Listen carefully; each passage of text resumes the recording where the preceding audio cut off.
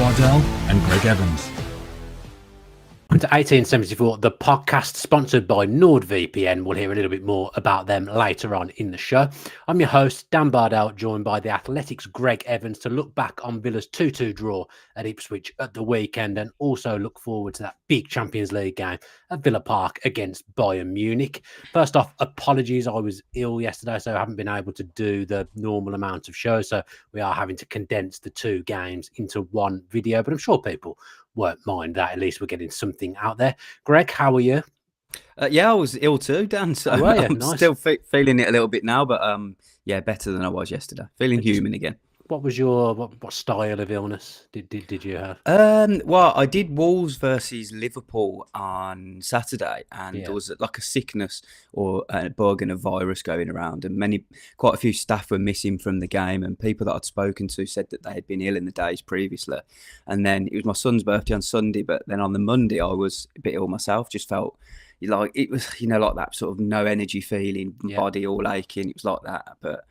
Yeah, I'm feeling a bit better now, fortunately. I went to a 2-year-old's birthday party on Saturday, and you know that kids are rife in terms of letting off illnesses, and I must have picked it up from there because I was not good yesterday at all. Better today, though, but still not firing on all cylinders. And lovely segue there from me, not purposely. Villa weren't really firing on all cylinders on Sunday, were they, Gregg, against Ipswich?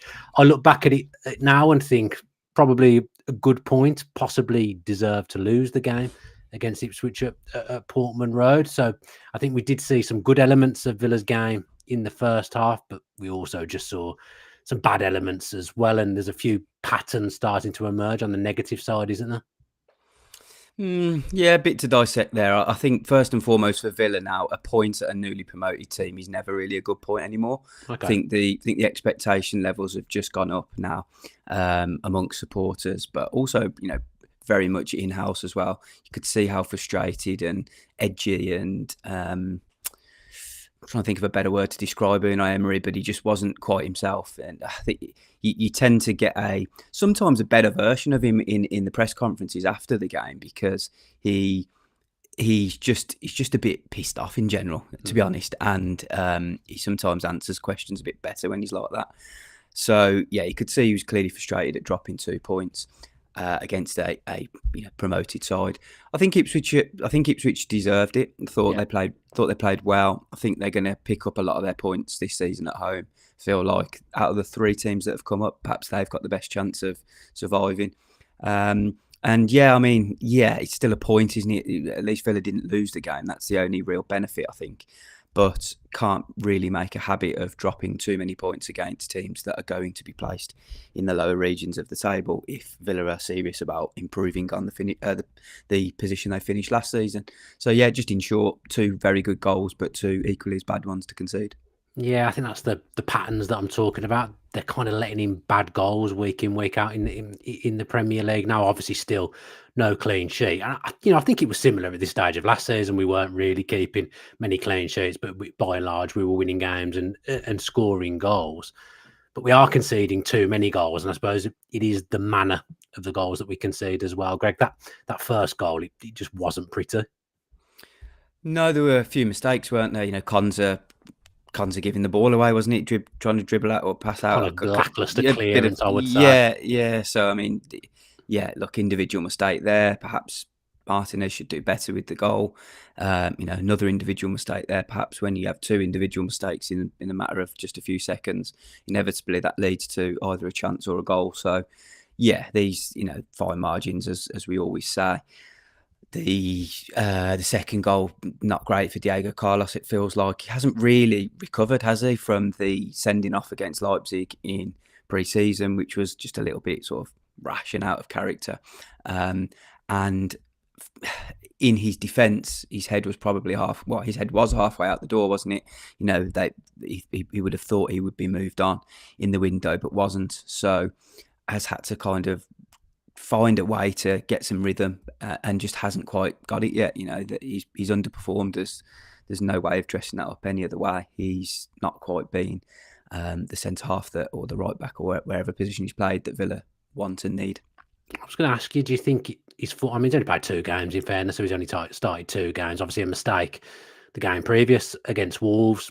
Constantly made a mistake in the build up to that second goal as well. But I just look at the way Carlos defended the lap and just all over the shop, wasn't he? He wasn't good defending, body position, just decision making, just what he tried to do. He didn't really end up doing anything which enabled the lap to score. But do you think there's something in the fact that he probably expected to leave in the summer and he's struggling to recover from that? Do you think that's a genuine not in defence of him, because you can't defend that? But do you see what I mean? Is there should we be looking at that as a reason?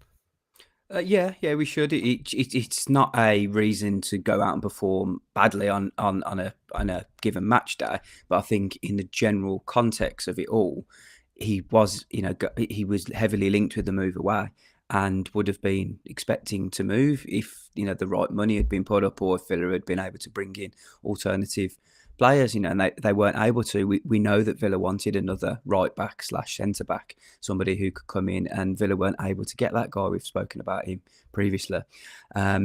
So yeah, Carlos will know that he's not entirely wanted, or he will know that if Villa have the opportunity, they would have brought in a player that they believe is better than him. So that will be playing on his mind, and would have already been playing on his mind going into these games. But to go out on the match day, you have to go and then prove yourself. Spoke to so many defenders in the past who have been in and out of the team at Aston Villa, but they've all said the same thing to me. When we get the chance to play, we have to go and take that chance. And it's hard, isn't it, for a player to come in and be sharp and mentally prepared to see out all those demands that are asked of him in a very high performing Villa team now with expectations on them. So, but he at the same time, he's a very experienced player who has won a lot in his career. He's played at a high level in Spain and was signed for Villa to help take them onto another level. So it's just not quite happened for him over the last couple of games. Perhaps we'll get better if he plays more games, but needs a little bit of rhythm. Yeah, look, we expect Cash to be back soon, possibly even for the Bayern Munich game. There's no really getting away from the fact that area at the moment without Cash there has been a cause for concern. And Bogart's played there. Maybe a little bit surprising that Nedeljkovic just hasn't played in there, as he is an orthodox right back. But when you're putting Konsa across to right back, you're taking out your best defender, aren't you? You're taking away the stuff he's good at by putting him at right back. And then, as we saw with the second goal that we conceded, up the other end, he's doing stuff that he's not particularly comfortable with. So by, just for example, if you're playing Nedeljkovic, everyone's playing in their proper position. We watch Bogart have the growing pains of playing out of position. And it's clear when Carlos plays and Konsa goes to right back, he isn't fully comfortable. Emery's reference, that we beat Manchester City and Arsenal last season with that defensive setup, but there's no doubting towards the back end of the season and the start of this season when Konsa's had to play there, it's not looked like it did in those good times that Emery referenced. Yeah, not it's just not quite smooth without Cash. It's as simple as that. And I think you are seeing now how important perhaps Kamara is as well in that defensive midfield position. It'd be great to get him back soon. And perhaps we haven't really analysed it in full depth of how much Luiz did as well. Yes, Villa have brought in Villa are playing different midfielders in Barkley and Tielemans from time to time. I do think they lose a little bit when McGinn doesn't play. I've always said that consistently over the last 5 years.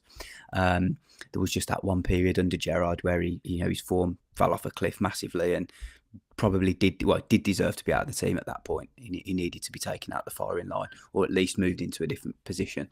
But I do feel like Villa missed something with McGinn. So we can't look too much at solely the defence because it's more about the people in front of them as well.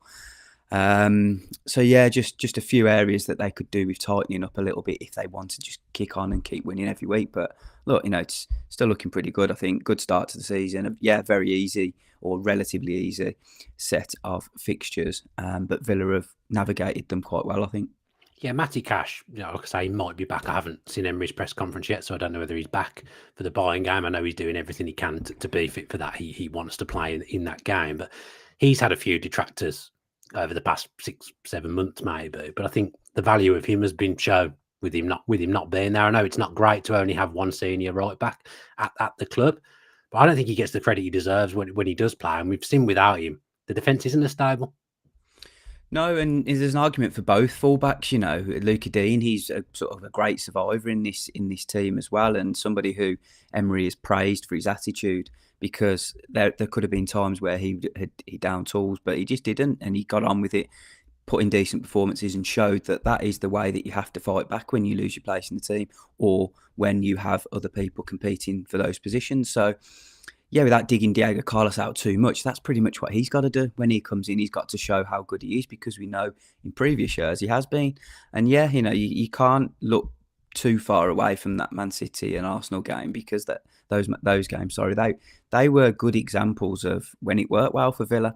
And don't know what the team lineup will be tomorrow, whether Cash will make it back in time, as you said, and as I'd heard also, he was doing everything to try and get back, as every player at Villa would be that would be injured at the moment. Playing in that Bayern Munich game is something that motivates them all, because it's such a huge game.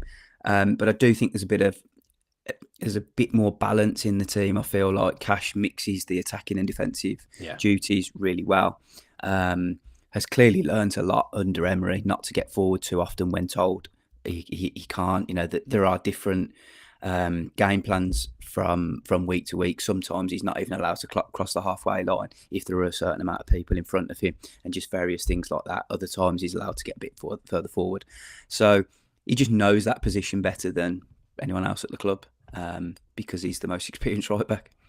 Yeah, I mean, there was some good stuff in the game as well. Obviously, 1-0 down early. You never massively panic when Villa go a goal down, as we've seen in the last few weeks. But they got back into the game really, really quickly. 2 quick fire goals, and they're ahead 2-1 without you even having to worry too much about going behind. Good for Rodgers to get off the mark. He got a couple of assists last week against Wolves. Good for him to finally go on the score sheet. And I think now you might see him go on a run of scoring goals similar to Watkins. Yeah, it was obvious. It was inevitable, wasn't it, that Watkins would just keep scoring as soon as he did. And yeah, just another message to anyone who ever doubts him. Oh, just give him time to get that goal, and he will continue to bang him in, as he's shown. So yeah, good, lovely goal that was. Great cross from Bailey, lovely header. And yeah, an equally as well worked goal for Rodgers in some respects. Gifted to Villa a little bit with the poor clearance from Ipswich, but yeah, very well executed and great for him. I think that's just what he needed. You can look solely at stats and say, well, he didn't have a goal or don't think an assist all season, but that wouldn't be telling the bigger picture of his performances, because they still have been pretty good. No, I mean, he's 2 assists and a goal now across the last 2 games. You'd back him to find some form of productivity against Bayern in the week as well. It was good to have Bailey back on the pitch. Obviously, he put the cross in for Watkins' header, the perfect cross in between centre halves. Watkins has got himself in a really good position and isn't going to miss from that range. I think I read the other day that Bailey to Watkins is Villa's 4th best Premier League combination in terms of linking up for goals in Premier League history. Did score a lot of goals that way last season, and we could do with getting Bailey back to the absolute best. That's incredible if that's true. 4th. Yeah, well, I think AVFC Stato tweeted it, so he's not usually wrong. He's got his spreadsheets on. I know all about his spreadsheets. They did link up for a lot of goals last season. It's good to see them link up again. Bailey's, you can see he's not quite fit. He's obviously had an injury recently as well, but I realised watching that game, when he's fully on song, Villa are a completely different team. Leon Bailey, he's not quite there at the moment, so therefore I don't think as a team we look quite as dangerous, because he's really the key man in offering that width on the right hand side, or width really in the team. Really, he offers the most in terms of pulling wide and then coming back, cutting in on his left foot. We need to get him fully back on. I'm not saying he's been bad, but when he really is at it, Leon Bailey, Villa are a far better outfit. Yeah, and look, if we're talking about going on to that next level, it's probably the hardest jump that Villa are ever going to have to make. In this sort of modern history, if you remember under Andy Lerner, that the desperation was to get into the Champions League, wasn't it? And they just couldn't quite do it. Three back-to-back 6th place finishes. They just couldn't go on to that next level. Now Villa finished 4th. For them to get 3rd, 2nd, or 1st, he's going to take that is hard, isn't it? So much. They've got to literally do almost everything right, because look at the sentiment now. We're talking about a draw at Ipswich, and it feels like a defeat because it's 2 points dropped, because this is what it's like when you're right up the top. You've got to win so many more games than you lose, and you just can't. Every time you drop points, it's a problem because there are other teams up there that are going to keep knocking them out. And it's no coincidence that the only two unbeaten teams at the moment are still Manchester City and Arsenal. I think that's right, isn't it? And then Liverpool are top of the league, but have had a very straightforward, shall we say, set of fixtures like Villa. Chelsea, really interesting actually. After the game against after the Wolves Liverpool game, I had some time with Virgil van Dijk, and he kind of mentioned Chelsea, without any prompting, and was asked just to explain a little bit more on why he'd mentioned Chelsea, and he said, "Well, they're winning a lot of games, aren't they? And they're a young team, and they're quite exciting." So, yeah, it's really, really early days. We can't look too much into league positions, I don't think. But if you're up there now, you're on the right tracks, and Villa they're not far behind. They've shown in previous games or previous years that they can get the results against the real best teams, and it'll be interesting to see what this Bayern Munich game brings up. But yeah, I just think, going back to your original point, no McGinn in there, Bailey, who's not fully fit, Cashy's not there, no Kamara. When you get your full best team together, Mings it's going to be a big difference. Mings is obviously still missing, but he's been away for a while now. But when you get that team, which Emery perceives to be the best and strongest team together, it's going to make a real difference. Yeah, I think obviously Mings was at the game. He was pictured on TV, his old team, Ipswich. I don't think Mings is going to play every game. I don't for 1 second think that. But you think, he's fully fit and he's had a pre-season. Maybe that kind of game is one he plays, because we just lost a bit of organisation. I still think in his absence that isn't something that's there in defence at times, just in terms of organising and getting the basics of defending right when you're under a little bit of pressure. I still think without him, Villa don't really have that in their defence. I mean, yeah, look, it's hard to know what's going to happen to Mings when he comes back, because we just haven't seen him yet. But, all I can base my thinking and evidence on is that he was an exceptional defender for Villa when he wasn't, before his injury. Villa got 5 very good years out of him. So let's see what he's like when he comes back. And we know that the leadership qualities are never going to go, but it's going to take him a little bit of time to get used to playing football again, I think. As Carlos found out when he had a very long injury, a bad injury, it's not easy to come back. Just mentioned Virgil van Dijk, we'll go back to him when he had his time out. Wasn't quite the same defender, was he, when he came back for a year, but then has recovered, and now he's, again, by far the best in the world, I'd say. So, it's we've just got to give him time, support. We know how good he is. We know how much of an influence he can be on the team, but he's going to need time.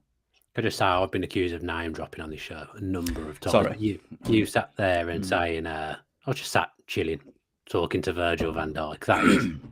That is right up there.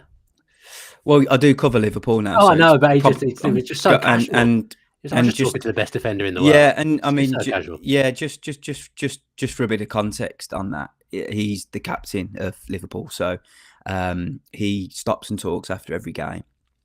So it's perhaps not as big as it sounds. If that makes sense. No, but he's an incredible positive. His positivity around Liverpool is incredible, because he literally gives everybody the time of day, and will speak after every game, win, lose or draw, which you just do not get in football. I was going to say, is that unusual? It's incredibly unusual. Okay, fair play to him. So he's fantastic. That wasn't me digging you at all. No, I could kind of understand. I could kind of understand why, but yeah. It was just the way you casually did it. That was why. It wasn't so much that you said it. It was the casual. Yeah, sorry. Yeah, that's why. Yeah, sometimes you need a bit of context. He stops after every game, so it's nothing special to the people that spoke to him after this particular game. That's nice. Anything else to cover from the Ipswich game? Obviously, I've seen a few people say this on social media, that last time Villa had the chance to go kind of joint top, it was that Sheffield United game just before Christmas, and they ended up drawing that game and not taking that opportunity. There's a chance to go joint top with Liverpool this weekend, and they haven't taken it again, I don't think there's anything in that. But do you think there's a psychological element to that? No, I don't think so. I think Stage. Villa have moved on from psychological issues. Perhaps I think I feel like the victories against Arsenal and Manchester City last year and qualifying for the Champions League really helped build up some of the players, and they believe in themselves now. You know, they're not overawed by going on to the next level, I don't think. And it's, to be honest, it's not that great, because I had a look at the statistics about being top after 6 games. And in the last 11 seasons, I think only 4 teams who have been top after 6 games have gone on to win the league. So, okay, good statage. There's a couple of good stats in this show so far. I mean, far be it from me to criticise Unai Emery. It's not what I'm doing at all. Could he have freshened the team up a little bit? Perhaps it's easy to say with hindsight, but there's a couple of players probably chomping at the bit to play. Would that have made a difference? As Barkley have played, John Duran, Maatsen, and maybe just mixing it up a bit, because it has pretty much been the same 11 all season in terms of starting games, hasn't it? Unless there's been an injury. Yeah, I mean, I'm quite in favour of finding a good team and sticking with it. And if the loads are managed effectively in the week, building up to it, and if they're all fit, and if they're all fit and firing, then there's no issue. I don't think that we've got a more of a talking point now about player welfare, haven't we? And this fixture overload, which with the new Champions League format and the FIFA Club World Cup that will take place at the end of this season, some players are going to be playing sort of between 60 and 70 games, which is too much. And we've heard lots of high profile players now talking about how they don't want more games. They feel like they're too tired. They want to put on a performance for supporters, and they can't because they are overworked. So this is an issue that's going to go on and on and on, I think. And just from speaking to players, they seem like they're not getting consulted enough. These additional tournaments or these tournament changes are taking place without their blessing or without even their cooperation. So it's going to be difficult, I think, for players to sustain the levels week in, week out, because they're asked to play so many games. So it will be interesting to see what coaches and managers do with rotation. Across the board, it's going to be even harder, I think, for the teams in Europe. So it will be really interesting to see how they manage it. I think these early weeks in the season or early months are always quite strange and awkward, aren't they? Because you get 3 international breaks really quickly: September, October, November. If you've got South American players, they're going back and forth, and like Duran, for example, he's going to be quite busy with the amount of fixtures that he's having, and he's not even a player that starts. So yeah, it's going to be interesting. I think it's there's a lot of focus on the sports scientists and just managing the players, really, because what we don't want to see is them picking up more injuries and keep players missing out on games. Yeah, it's a definite problem. There'll be the people that say, "Oh, they get paid an awful lot of money, blah blah blah," but they do have to go through a lot. Players now, they don't get a summer off. If you're an elite level player, you don't really ever get a summer off, because there's always something. Like now, this new Club World Cup, the Nations League, there's just always games. So I think it's a valid point. And Rodri may have got injured anyway, but I don't think it's a coincidence that probably one of the players that's played the most games in Europe over the last 3 years is one that gets injured. I don't think that's a coincidence at all. So I do think player welfare is it's a valid concern at the moment. McGinn as well. He's played. I don't know his exact stats, but he's been rolled out for Scotland every single week. Double headers on every international breaks. He plays for Villa so often. He plays with so much energy that it's going to be harder to maintain fitness. I would have presumed, because of the levels that he plays at. So yeah, I mean, what do we want from our players? Do we want to see really exciting games twice or once a week, or do we want to see average games 3 times a week? Yeah, I mean, Emery alluded to John McGinn, didn't he, when he was talking about his injury, saying the guy's played an awful lot of games, and perhaps that's contributing to people maybe not perceiving him at being at his best level so far this season. But again, very, very little rest for John McGinn this summer, and you're coming straight in and you're playing a full Premier League, Champions League season for Villa, a huge club. It's relentless, really. It is, it really is, as you say, for these top level international players. I'm not saying that we should all feel sorry for them. What I'm saying is that we're going to lose something from the game, I think, if we're seeing them play, if they're having to play so many games, because the performances just aren't going to be as good as they should be, because they've just been rolled out and rolled out and rolled out, and they're going to be tired. Yeah, I agree. We're not saying let's all feel sorry for these really well paid footballers, but they can't stop being tired, can they? No, I think something's going to have to change, but I'm not sure it will without the players kind of taking action themselves. And again, that's been alluded to. We don't really want to say players go on strike, but I do think the authorities don't seem to care. They just, I think that perhaps they need to get together. There's a lot of intelligent captains and leading vocal voices at football clubs that I presume, that could quite easily get together and put their thoughts across. So perhaps that's what needs to go. Maybe a chat with your friend Virgil van Dijk. Tyrone Mings, he comes across as the perfect type of guy who would put across the thoughts of Aston Villa's players, because he can articulate it well enough, and he's got a very high status in the game as well himself. So it's just a shame he's not playing at the moment. Yeah, fingers crossed Tyrone's back soon. Right, that's Ipswich covered. When we come back after hearing from NordVPN, we'll look forward even to that huge Champions League game against Bayern Munich. 1874 is proudly sponsored by NordVPN, so when you can't watch it, we want to help you. NordVPN is a secure and private service which works on pretty much any device, including your laptop, mobile, and television. So if you want to watch some live content, it allows you to appear like you're in another country. And whilst you're connected, no one else can find out what you're doing, including your internet service provider. Beyond this, the service also has threat protection baked in to protect you from intrusive website ads and malware, which is pretty handy for you. As part of NordVPN support performance for free, this also includes Nord's 30-day money-back guarantee. All you've got to do is go to 1874.io/NordVPN and sign up. All the details are also in the description. As always, we're very grateful to anyone that signs up. We know that money is tight, but if you think NordVPN will help you out, it will also help keep the channel running and help us too. Right then, Gregg, Bayern Munich under the lights at Villa Park in the Champions League group phase. When we started 1874 on the Athletic 4 years ago, maybe. I don't think 5 years ago. I don't think we ever thought that we'd be previewing Champions League games at Villa Park. But now that it's nearly here, I am so excited about this. So excited to get to Villa Park. Might even be the most excited I've ever been about a football match. I don't blame you, Danny, but I can understand why you are very excited. I think when we started the podcast, Aston Villa had just signed Trezeguet, and we're trying to stay in the Premier League. So yeah, it's incredible, really, isn't it? How 4.5 years, 5 years, whatever it is, has moved on, and where Villa are. This is where they wanted to be at. There's going to be a lot of excitement. I compare it in some ways to Newcastle when they played PSG last year. I remember watching that game on TV and thinking, wow, this is a group of supporters that have just waited for this for a very, very long time.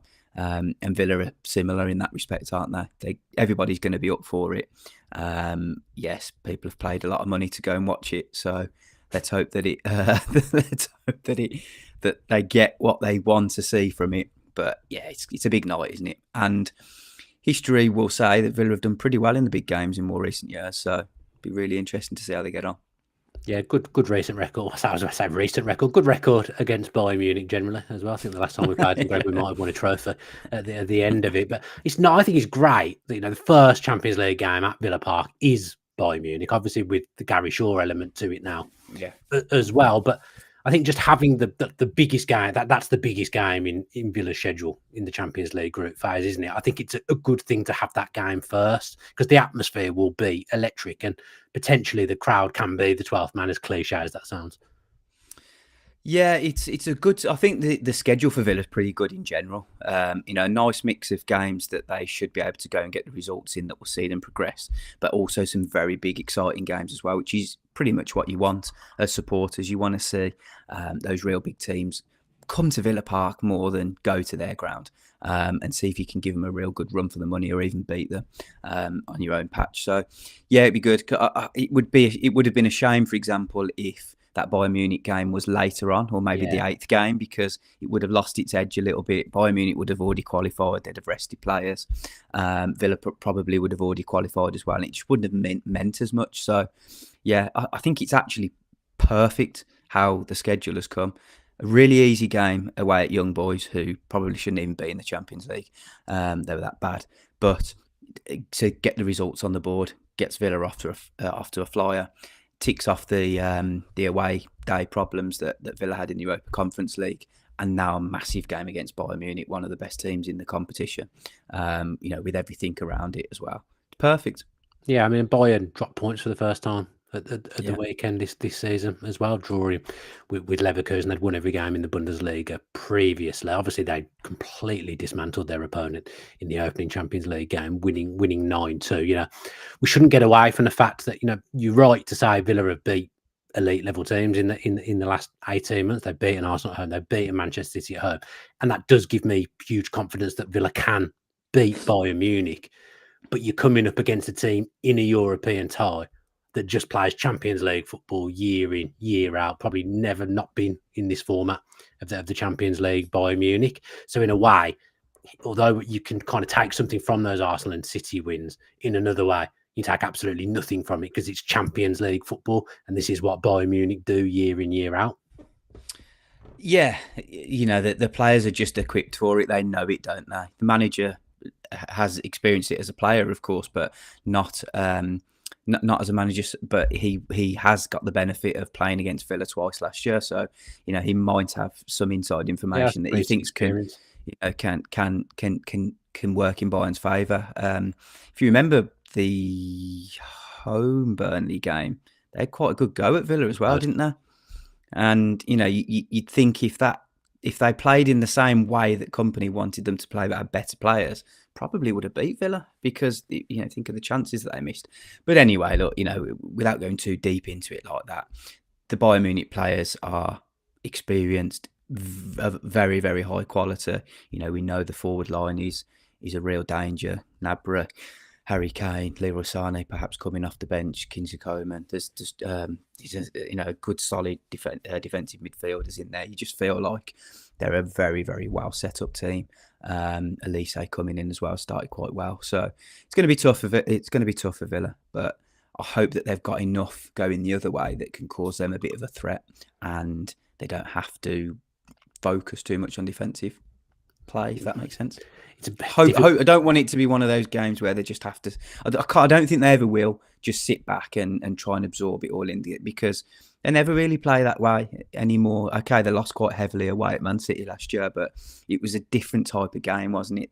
That's the only example of Villa not really putting up a massive fight, and I still don't think it will be as hard as that tomorrow. I think they'll have a good go at it. Yeah, and we don't know. Kane went off injured at the weekend, so we don't know whether he'll be there. Obviously, scored a hell of a lot of goals last season. Would be Bayern's danger man if he's on the pitch. Just, we talk about Unai Emery really being Villa's weapon for this type of games. We talk about, I'm saying, Bayern, Champions League, year in, year out. Unai Emery is European football, year in, year out. He'll have played these kind of games, managing teams that, aren't the favourites a number of times. Obviously, it's a new format now, so that's a slight caveat. But Emery's shown already in his time at Villa, and he's shown definitely previously in the Spanish teams that he's managed as well, that he can come up with a coherent game plan for any given tie that will give you a great chance of winning or maximise your chances of winning. I'm presuming he's going to have a game plan in mind tomorrow night that's different to the way Villa have played in the Premier League this season, for example. Oh yeah, he won't admit this publicly, but this would have been a game that he'd be looking at for a while and trying to come up with the right plan for it. And yeah, look, I don't know what that plan's going to be. We'll have to work that out ourselves when we see it tomorrow night. But he'll have a different plan ready, no doubt about it. Whether it works or not remains to be seen. This is what he does, isn't it? When Emery, not even when Emery came in at Villa, but you often hear him speak. And when you hear him speak, he talks about wanting to go up against the best, testing himself against the best. Now, he's one of the best himself, Unai Emery. You've shown that through his career and in the last 18 months at Villa. But you're right when you say this is one he'll be licking his lips at, because it will excite him to come up with his game plan. We both know how Unai Emery works behind the scenes with his staff, all the data analysts and stuff. Doing this and conjuring up a plan for this game will genuinely get Unai Emery's juices flowing. Oh, he'll be absolutely buzzing for this. You know, he loves coming up against the best teams. He loves coming up against the best managers. He had the horrible record of not beating Pep Guardiola for so long, which was why he was always fired up for games against them, and why the Man City victory meant so much to him. Yeah, I've absolutely no doubt that he'll be on that exercise bike with his laptop looking at Bayern Munich games for plenty of days, for many days that have already passed. You know, just look back to the final with Manchester United, Villarreal, was it, in the Europa League? He famously watched the Manchester United's previous game 18 times to try and find the ways to beat them, and still ended up going to a penalty shootout. But you know, his attention to detail is second to none. He's meticulous in his planning, and he'll know exactly how he wants his team to set up, and to try and execute beating Bayern Munich tomorrow. And it will be to try and beat them. It won't be to try and take a point off them or to keep the scores down. It'll be to go and try and beat them. But it's just a lot easier. It's just a lot harder to do than we think. Yeah, because Villa are a brilliant football team. I've loved watching a lot of what we've done over the last 18 months. Some of the games have absolutely fascinated me. I still probably think about that Man City win on a daily basis and think, how did we just completely outplay them that day? How were we so good? Villa are a brilliant team, and going up against this Bayern Munich, I'm almost so excited about it to just see how we are against them, see how good some of these players can be at the top level, because I genuinely believe they can be, you know, high level footballers, and they are high level footballers. I mean, they are, aren't they? What we often forget is that it's harder to go and win the Premier League or finish second in the Premier League than it probably is to win the Champions League, because you have to beat, over a course of a season, Manchester United and Arsenal, who are two of the best 3 or 4 teams in the world. I mean, you definitely didn't mean to say Manchester United there, did you? Did I say Man United? No, I definitely didn't mean to say that. It was a mistake. No, but my point is that I mean Manchester City and Arsenal, of course. So and then you've got, you know, Liverpool are pretty good as well. So it's actually harder to win the Premier League. So, but Villa are getting closer to those teams now, so it'd be really interesting to see how far they can go in the Champions League, because I think they've got a good chance of going really far. And I'm excited to see how they come up against Bayern Munich. It's a team they never face, but I don't think it will be that difficult, if that makes sense. I know they've scored so many goals this season, and they look like, you know, they're a massive threat going forward. But Villa are a very, very good team now, and they can handle that. Yeah, Gregg Evans with a throwback to the 90s there, Manchester United and Arsenal duking it out for the title. Let's say Villa were in a parallel universe here, and Villa are a Bundesliga team playing in the Bundesliga every week. Villa then got close to Bayern, if that makes sense. Do you think they're accumulating similar points? I know that's a stupid question. It's tough to say, isn't it? Because you look how good Bayer Leverkusen were last season, and Bayern Munich didn't get anywhere near them in the end. So you know, how good are Bayer Leverkusen? They've only dropped points in one game, I think, this season themselves. So it's just too hard to know, isn't it? Because they don't come up against these teams. But you just the simplest way for me to define it is that I just feel like Villa have got a chance against any team they come up against now. Yeah, I talked earlier in the show about, you know, maybe could have made a couple of changes at the weekend.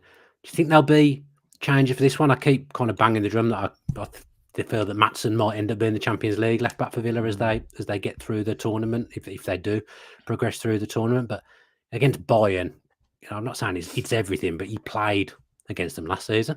He got to the Champions League final last season. He feels to me like really got a chance of playing this one, Maatsen. I just think with Villa's slight concerns at right back, it would be a bit of a risk to take Digne out at left back as well, because why mess about with a defence that's doing really well, that has typically done quite well. Okay, there's the caveat that they're conceding every week, but I don't blame that fully on the defence. I just think it might be a bit of a risk. I don't know. hard for me to say. Yeah, It's interesting you not pinning everything on the defence, because I've not heard anyone else do that, or I've not thought about it myself either. Just it's quite easy to just look at the defence and blame the defence. Yeah, I mean, we can't. Well, why? Well, it's the team, isn't it? I mean, it's the team. It's like, if you're a right back and you've got Leon Bailey in front of you, with all due respect, he's a very attack-minded player who occasionally drops back, but his skill set isn't defending, is it? So, Villa are missing their real out-and-out defensive midfielder in Kamara. He's the best defensive midfielder that Villa have, and they've lost Louise as well. So the two of them, when they were together, and McGinn didn't play at the weekend, so the three that were the best last season, in my opinion, when they were together. Yes, Onana and Tielemans are decent, but they're just not quite the same. They don't quite offer the level of protection, I don't think, that Kamara gives them. And it's a collective. You've got to look at defending better as a team rather than just pinning it on the defenders. Yeah, the individual mistakes, you look at the goal, okay, but it's not all about that. So do you think it'll be the same back four? Do you think he'll keep Carlos? Obviously he's got European experience. Well, I feel like maybe I'm putting too much on European experience, but do you think he'll keep that back four together? Yeah, I do. Okay. Yeah, I suppose you'd have to be playing Bergard or Nadal. I mind it's Cash. A lot will depend on whether Cash is back. Do you think if Cash is back, if Cash is back, if Cash is available, I think Cash starts. No question about that. Yeah, because he's had training sessions with the team. He has had a little bit of training. So if he's ready to be in the matchday squad, then he'll play. I think that. I understand the game hinges on that, but I think if I see Matty Cash's name read out over the tunnel on Wednesday, I think that's a decent start for Villa there. Not just because of Matty Cash, but I think he gets Conser back into his best position, and he's such a good centre half. Conser, he'll waited his whole life as well to play Champions League football. He'll want to play Champions League football at centre back. I'm sure he'd have taken anywhere in years gone by, but you know what I mean. If he's playing, he'll want to do himself justice and play at centre half, won't he? Yeah, so I think they keep the same back four unless Cash is back and then he comes in. Okay, I think that's sensible. I think that's sensible as well. Yeah, and then Tielemans and Onana in midfield. You don't think Barkley will play? Hard to say, isn't it? I guess in a big game against Bayern, against a big team, you probably want someone who's got that physical presence in there, someone to break up the play a little bit, which out of all Villa's midfielders, we know Kamara is Onana. I mean, yeah, look, Kamara's the standout player for me. Yeah, and I know it's very easy to because typically we all think that players are better when they're not around. Yeah. But Kamara's done it. Kamara's shown that he's an excellent player. Brilliant signing to getting on a free transfer and significantly increasing value. So he's the best that they've got in that position. Okay, right then. Before we depart, then Greg, I'm going to get this isn't technically a match preview show, but obviously we're incorporating the match preview into the podcast this week due to illness and schedule. I'm going to get a take from you like I did last time for these games. That was shocking last time, wasn't it? I mean, no one's doing great. No, me, Dave Reid, you. No one's coming out of there looking brilliant. In all honesty, but if I could get your either hot take or freezing cold take ahead of this game, please, Greg. Hot take. Okay, Aston Villa fans will be lauded for the atmosphere that they produce tomorrow night. I like that. You've given yourself very little room to get that wrong, because it will be an unbelievable atmosphere. Well, if you're 2-0 down after 5 minutes, it's not going to be fun, is it? That's true. I still think now the crowd would stand by the team in that for a game like this. I do think going behind won't limit the atmosphere, in my opinion, but I like that. No, I think you're right. So you think it's something that the press would comment on? I think it's just something that will stand out. I think that the commentators that are at the game, for example, people who are new to Villa Park, I think they'll really find it a special place to be at tomorrow night. Okay, my take will be that. I mean, to be fair, this is an obvious one. There's something wrong with people getting in with the tickets. Absolutely, there will be. First Champions League game at Villa Park. That's got nightmare written all over it. I'd urge anyone to get to the ground 6 hours before kick-off to make sure that they get in tomorrow. But I'm going to keep mine simple. I think Villa win. I think Villa will beat Bayern Munich tomorrow. I thought as soon as the draw was made, as soon as I saw the schedule, I thought first game at Villa Park, Villa are going to beat Bayern Munich. So I'll go with that. Yeah, you look happy with that? I mean, it's hard to predict, isn't it? I think they've got a chance. Yeah, I wouldn't disagree with you, but we might be we might have a different take this time next week. But let's see. I'm confident Villa will give them a good go anyway.